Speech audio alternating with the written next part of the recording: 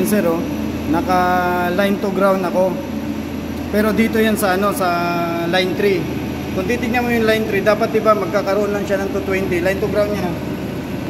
Magkakaroon lang siya ng 220 kung mag-energize na siya, kung papasok na siya.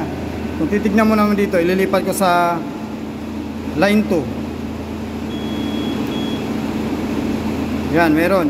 Line 1. Yung line 1 wala. Oh, walang supply yung line 1. Yan, oh. Line 2 meron. Line 3 meron. Pero sa taas to eh. Dito, meron talaga to. Yan, to 20. To 20. Line 3. To 20. Yan. Dito ko nagtaka sa line 3, line 2 at saka line 3 sa ibabaw.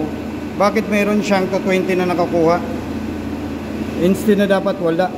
Kasi magkakaroon lang siya ng supply pag mag-energize.